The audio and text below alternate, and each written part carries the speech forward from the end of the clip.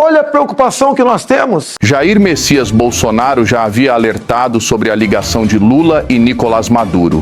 Confira a entrevista do capitão após deixar o seu like e fazer sua inscrição. O que tem de comum entre Lula, Ortega, Chávez falecido, Maduro, Evo Morales, Fernandes da Argentina, Petro da Colômbia?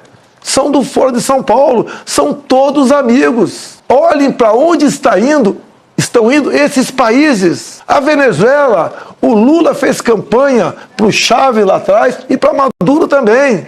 Até chegou a falar certa vez, pode faltar tudo na Venezuela, menos democracia.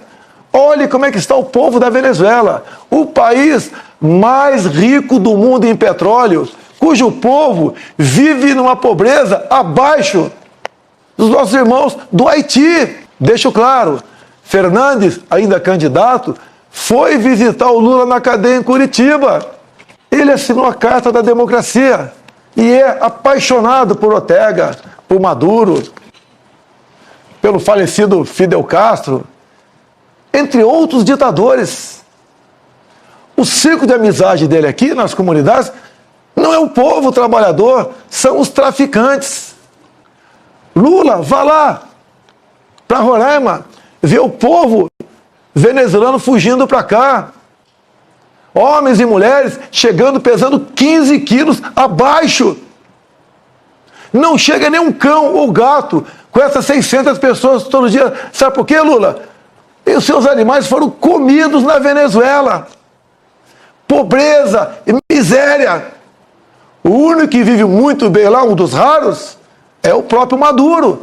Mais ninguém. Vejam vocês, relatos de venezuelanos, por que chegaram a esse ponto? Acreditaram nas mentiras, nas propostas mirabolantes. Vou te dar carne e cerveja. Se você estava tão preocupado com o pobre assim, como diz que está, Lula, por que o Bolsa Família começava com R$42 por mês para uma família? Média R$190. É isso que nós queremos para o Brasil? Botar umas pessoas como essa, sem qualquer qualificação intelectual ou moral, para administrar o nosso país? Ele quer voltar à cena do crime com o seu Geraldo Alckmin. Por que só poucas cidades brasileiras, capitais, têm metrô?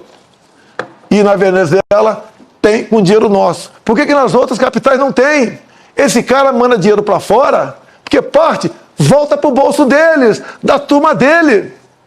Lá fora, Cuba, Venezuela, não tem TCU, não tem CGU, não tem fiscalização de nada. Vivíamos, como disse Gilmar Mendes há pouco tempo atrás, numa cleptocracia. Um país governado por ladrões. Quem disse foi o Gilmar Mendes. E também Barroso disse semelhante. Roubaram tudo o que quiseram. Diz Barroso. Tem prova, contraprova, dinheiro, conta bancária. Lula, você devia ficar em casa, Lula.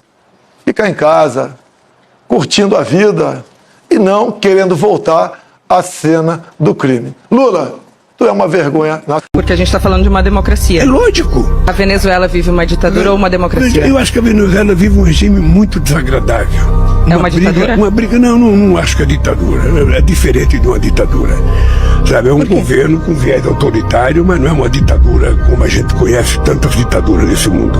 O que eu acho é que a Venezuela é um país interessante para o Brasil, é um país que tem quilômetro de fronteira com o Brasil, é um país que o Brasil chegou a ter quase 5 bilhões de superávit comercial, é um país que pode ser um grande parceiro do Brasil na construção de uma força política na construção de uma força política Quem o ex-presidiário apoiou no passado?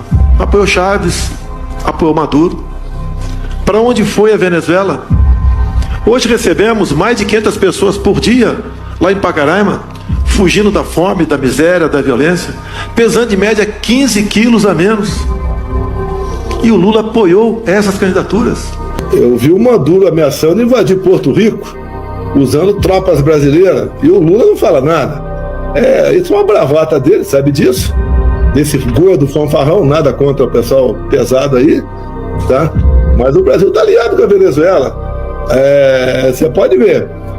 Se quem começou a historinha de mudar o padrão monetário foi o Lula, numa reunião do BRICS, falou, olha, por que vamos fazer negócio com dólares, podemos fazer em yuan, a unidade monetária aí, chinesa. Ato contínuo, o Leprov lá da Rússia falou, essa ideia não é nossa, é do Lula. O Trump falou, não tinha assumido ainda, falou, olha, se quiser mudar o padrão, vou taxar em 100% os produtos aqui dentro. Então uma guerra comercial vai haver. E o Trump acabou de dizer uma coisa que é verdade.